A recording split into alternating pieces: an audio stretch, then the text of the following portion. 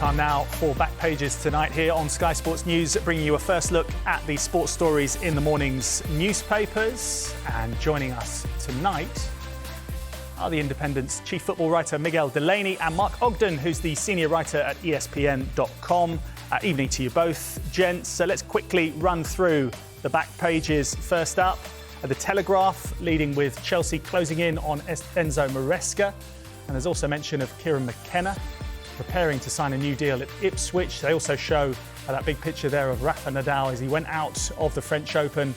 And is it the end for him at Roland Garros? Similar themes on the back of the I newspaper, where they also question Eddie Howe's job security at Newcastle with no European football to offer next season. More managerial news in the Mirror, where they have Frank Lampard being lined up by Burnley. They also report that Manchester United aren't happy with the price they're being quoted for Jarrad Branthwaite. And no doubting that managers and their movements really are the dominant storyline at the moment. And Mark has written a piece for ESPN on why it can be difficult for the big clubs to get new bosses in. We'll be talking about that a little bit later on.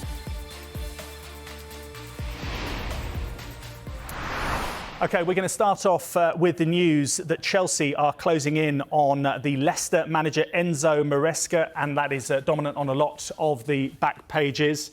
Miguel, if I can start with you on this one. It's been bubbling for a few days, but it took a big step forward on this bank holiday Monday, didn't it? Yeah, absolutely. Over the last 24 hours, it sounds, because, I mean, well, it was towards the end of last week, there were the reports that the shortlist was 4. What I'd been told yesterday would have been whittled down to 2. And then in the last 24 hours, they've basically advanced with Maresca. Also, it's very swift, given that Pochettino only left, was only confirmed leaving on Tuesday. And it certainly strikes a very different situation to this time last year, when it felt like we were waiting months until Pochettino himself got the job. And I suppose that does maybe speak to that, at least the idea that Chelsea now know much more of what they want this time round. Maresca, I think he's obviously done a good job at Leicester. Maybe he kind of cuts a different style and personality to, well, I suppose, maybe the tradition of some Chelsea managers. And I think it does indicate that it's very much now a head coach role in a much more defined football structure. And since they have that in place now, it probably explains why this happened much swifter than this time last year. And also, I know we're going to talk about this later, much swifter than a lot of other major clubs.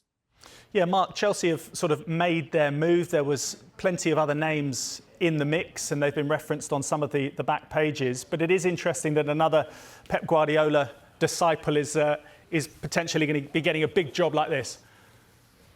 Yeah, it is indicative of the way that clubs are going these days, in terms of they want a coach who will fit in with their profile, their strategy. And, you know, the days of a chief executive and a manager being the most important relationship with the club have gone. You know, it's all about structure now. It's about a CEO, a sporting director, director of football, and the coach is just part of that wheel, I guess, that wheel, that spoke of the wheel. So Maresca has had a bit of a rise from nowhere, really. I mean, obviously he worked under Pep Guardiola at Man City for quite a while, managed Parma briefly in Italy. He's had one season at Leicester, and, you know, Leicester were promoted, but it's his style of play. He's very much a Pep disciple in that way, and I think the Chelsea owners have decided they want to go that way. But the issue is, has he got the players to play that way? Because Mauricio Pochettino played a different way, and it's a case of now, those players that Chelsea have brought in over the last 2 years for a lot of money, do they fit into this system? Have the owners and the technical directors at Chelsea worked that out? Have they decided that, you know, Enzo Maresca is the guy that can get the best out of these players? Or do they want a coach who will fit in line with their system and then play how they want to play it? It doesn't really stack up in the sense that it's been thought through massively well. But Maresca's got a good pedigree, but he's only managed in the Championship, and that is a massive step for a club of Chelsea's stature. What's your feeling on it, Miguel? Because obviously Mauricio Pochettino had a very difficult season, but ended on a high. It seemed to have clicked. He got European football. To sort of rip it up and start again, do you see Enzo Maresca being a guy that will be able to get better, earlier rewards at Chelsea? Well, this is one of the things about it that Mark's touched on there. It is actually a great unknown, not least whether Maresca himself can take the step up. I mean, like, I know Chelsea are a very different club now, but can you imagine a decade ago? Suddenly hiring something after one season, the Championship? It does speak to, again, kind of bigger issues around the market. But then, of course, one of the reasons we're here is because, I mean, and one reason Pochettino is gone, because the way he saw the end of the season and given all the issues that Chelsea had, he, I suppose, wanted more of the power of a traditional manager. I mean, that's what I was told last week when he went. One of the reasons why it was kind of, I suppose, very amicable mutual departure, or mutual consent, given they ultimately manager and club wanted two different things. Whereas now they do want, basically, just in very specific terms, a head coach. And that looks like what Maresca represents. Even the fact that it's almost kind of this plug and play Pep Guardiola approach. But yeah, as Marcus said there, this is still very much a Chelsea squad being constructed. It's the youngest in the Premier League. It still has gaps. But Pochettino had seemed to have made progress. I mean, it did look like maybe they were just a few goals away from a potential leap back into the Champions League places, given the way they were playing. Now, again, Chelsea would say this is all part of the philosophy, the new structure, but suddenly there is maybe a little bit of uncertainty again, despite confirming this deal, whereas Pochettino had seemed to restore stability. Obviously, Enzo Maresca heading towards Chelsea, Mark, means that they're no longer looking at Kieran McKenna, who was in the mix at Stamford Bridge, and it now looks as if he's going to sign a new deal at Ipswich. I mean, just in terms of the end of season that Kieran McKenna has had after winning promotion to the Premier League, he's played a blinder, has he not? It looks like he has. I mean, obviously, he's been linked with two very big clubs in Man United and Chelsea.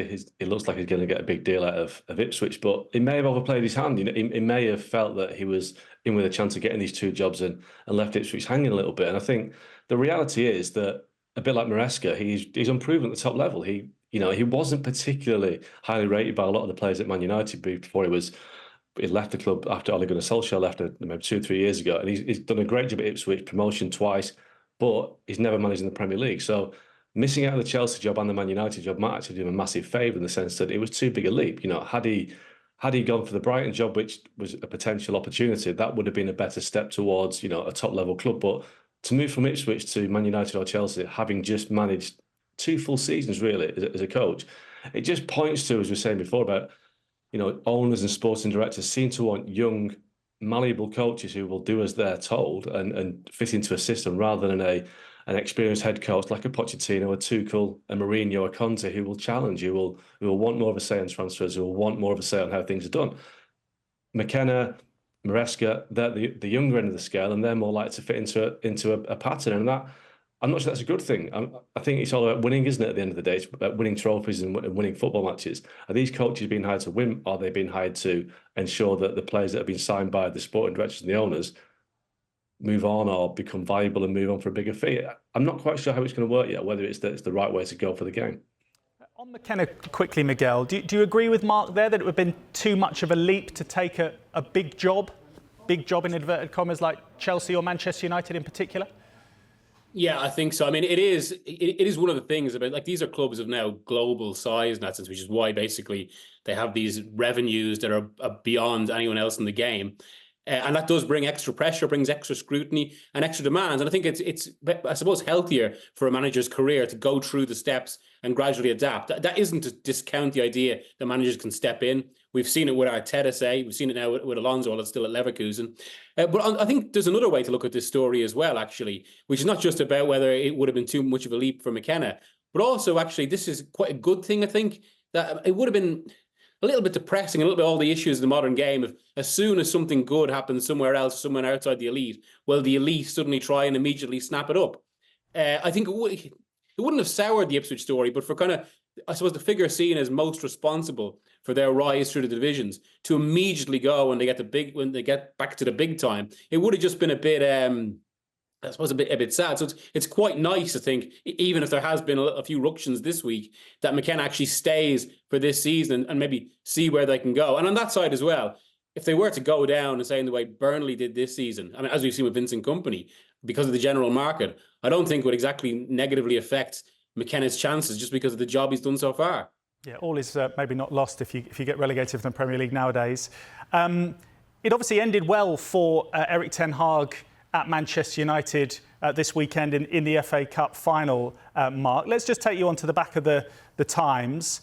And I wanted to get your take on your understanding of the situation. Obviously, they're on the right-hand side. Ten Hag tells United, make your mind up.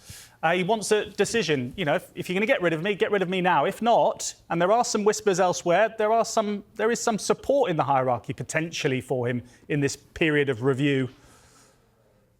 Yeah, I mean, Erik ten Hag has known probably since February that his position was on the line. I mean, Ineos and Man United haven't really distanced themselves from the stories that many of us have written, saying they've been assessing other candidates. You know, Gareth Southgate, Roberto De Zerbi, Thomas Frank, Kieran McKenna, Mauricio Pochettino. All these names have been put to United. They've not really been knocked back. So there's been a process going on to identify whether there's a manager out there who can do a better job than Ten Hag.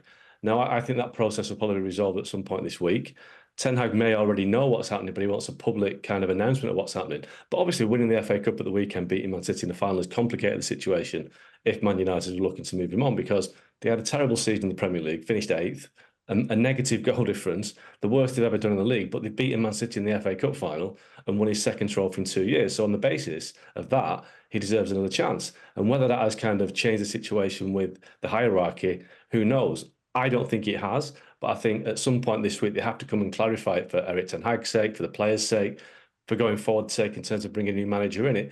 It shows the longer it goes on a sense of indecision at United, but they have to maybe clarify for everybody else what is happening, because Erik ten Hag, if he is leaving Man United, needs to find another club. I think he will do that fairly quickly, but still, everybody needs to know what's happening for the sake of everybody involved.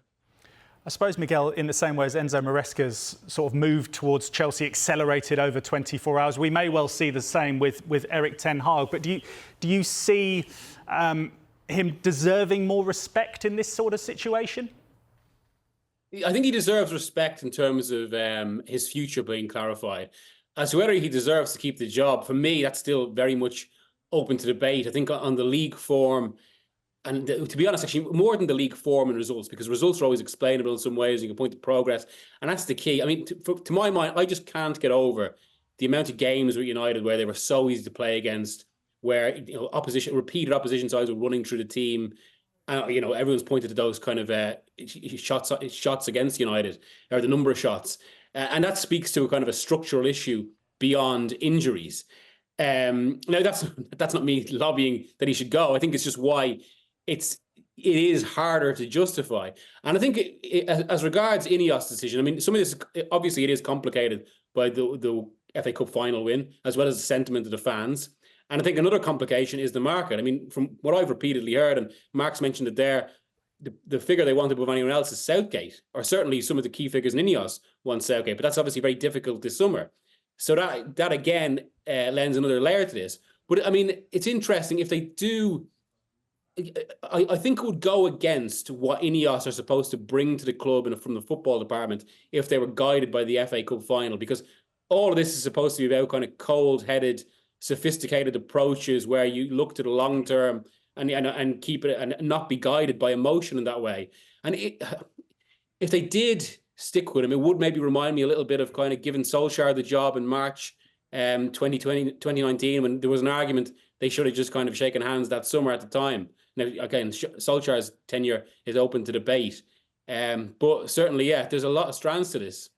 OK, Miguel, Mark, thank you very much for the time being. We're going to just take a quick break, and then when we come back, we'll look at more of the stories making the morning's papers, more managerial news in the Sun, where Unai Emery's brilliant work at Aston Villa has been rewarded with a new 5-year contract. We'll cover that next.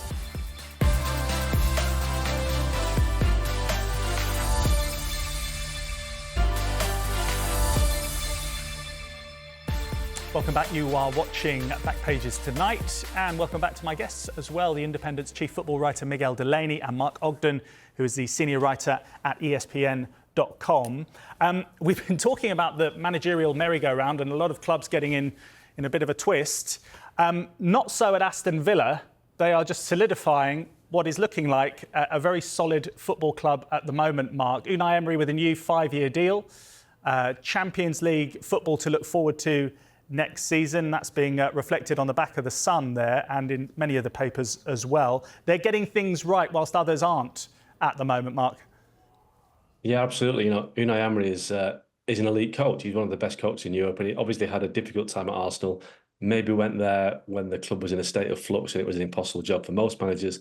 Had a difficult time at PSG as well, but he rebuilt his reputation at Villarreal, almost took the Newcastle job before Eddie Howe took it, and then he's turned up at Aston Villa and he's done a fantastic job. Now, there's an argument to suggest that Unai Emery is a manager or a coach that is just beneath the absolute top level, and which is why he's maybe not succeeded at the absolute top clubs. Aston Villa are a very big club, and he's gone in there and he's rebuilt the club, he's rebuilt the confidence, he's just taken them to that extra level, which nobody quite expected, and that's because he's a coach that has a system that works. He has beliefs that have worked before. He's got a great track record in terms of delivering trophies, and I think Aston Villa have found the perfect coach, and I think Emery's found the perfect club in Villa as well. They're not yet, but they have been in the past, a top four club in terms of top four history, in the sense that they've won football leagues, they won European Cups. They've had that in the past. They're getting back to that, and I think Emery's a big part of that. I think he delivered where a lot of clubs have struggled to, managers have struggled to deliver at Aston Villa. So can he take them further? I think he is the sort of coach that can take Aston Villa further if he's got a bit more investment from the owners. Can he take them further?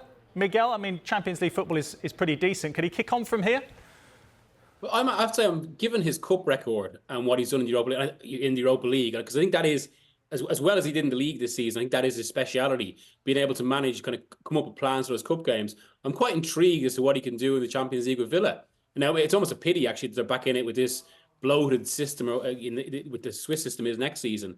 But I think a key with Emery as well is, I mean, as we talk about managers, it's quite interesting because maybe up until this head coach idea, especially when you go to press conferences and speak to managers, they have a certain intensity, and I suppose they have to have a certain ego as well, especially in the big jobs. But one of the ways that Emery has always stood out, actually, has a humility. He's a real gentleman. And I think that humility is actually extended into, this is a manager who's very visibly evolved his style over the past 5 years. I mean, the way he plays now at Villa is actually completely different to the way he played at Arsenal, and before that, Paris Saint-Germain. And that's a testament to him. So yeah, it is a very interesting and exciting period for Villa. I wanted to ask you, Mark, about a story on the back of the Mirror, and it is concerning Burnley. Obviously, we know that Vincent Kompany's heading towards Bayern Munich. And up there, you can see there, Frank's lined up by Clarets. Frank Lampard and also Steve Cooper on Burnley's hit list. It would be quite a story if Frank Lampard gets back in and a good job at Burnley. It will be a surprise because, his last two jobs have been unsuccessful. Everton was not good for Frank Lampard. Then he went to Chelsea and didn't particularly succeed at Chelsea in the interim position, having been at Chelsea prior to that and lost his job as well. So I think Frank Lampard, great player, is a good person. We all know that. We've all dealt with Frank Lampard in terms of in media-wise, but in terms of manager, the coach, I don't think he's quite cut it yet. And I think if he gets the Burnley job, it would be a very good job for a guy that's track record isn't what it should be. I think Steve Cooper will probably be a better appointment for Burnley, a better fit, having taken Forest up, from the Championship. But, Frank Lampard, I think when you're a big name football, it does help you with the manager in terms of offers that you get, in terms of getting more offers than you may have done had you not been a big name player. But I do think that if Burnley had to choose one of these coaches, I think Steve Cooper's the best option. Yeah, do you agree, Miguel? You want promotion pedigree, don't you? I mean, I think if you're going on pure coaching and record, it should be Cooper. Although if it's Lampard, it'll be the second big Premier League captain from 12 years ago that is the Burnley manager in a row, and I suppose that has a cachet, as Mark said.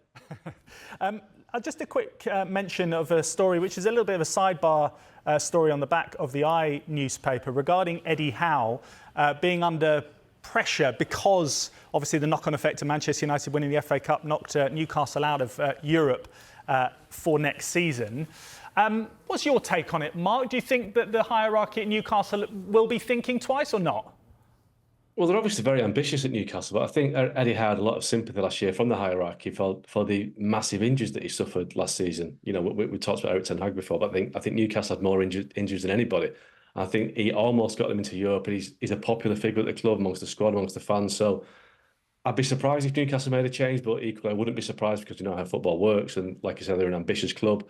They won't want to be out of Europe too long, but I think Eddie Howe should be okay for now because he's done a very good job at Newcastle. He's just unlucky last season with the injuries they had to overcome. Just in short, Mark, because I wanted to reflect on your piece. I mean, the merry-go-round at the moment is pretty frenetic, isn't it? Have you ever known anything like it, in short? No, it's incredible. The big clubs as well that are finding it harder to get managers because they usually just knock on somebody's door and they come running because they're a big club. But nowadays, that coaches are asking questions of the clubs, and the clubs are also, it's like a jigsaw puzzle. They have to have a certain fit that fits their profile, and a lot of coaches don't fit anymore. So it is taking a lot longer for clubs, Bayern Munich, Liverpool, to find the right guy, but you'd hope they get the right guy because they're taking longer to do it. I wanted to end with non-football. We have dominated with managerial matters this evening. Big story from the French Open, and it's covered pictorially as well as editorial as well in many of the newspapers. Rafa Nadal going out, the 14-time Roland Garros champion. It may well be the end for him. You know, French Open and Nadal, it's an iconic partnership. And I'm asking you, Miguel, because of your backdrop as well. Yeah, and look, I mean, it's almost to his credit, a little like Murray as well, that he's gone this long, that we're still talking about him at this level of competition. But time eventually catches up, and it'd be one of those, if anything happens this summer, it would be kind of almost one of those legacy stories in that sense, almost a last dance to a degree. But yeah, it looks, at the moment, it does look quite concerning. Mark, I mean, obviously, you know, we're saying farewell to icons. How does it make you feel when you think, oh, Rafa Nadal's, you know, he may well not play on the clay at Roland Garros again? It's amazing he's been around for so long, and we still remember the final with Federer. It feels about 20 years ago now, and he's still around. So when he goes of his own choosing. He's been an absolute legend, so he can pick his time, and I think he will be remembered as one of the greatest ever tennis players we've ever seen. Gents, really appreciate your time. As always, Miguel Delaney and Mark Ogden, will catch them again soon.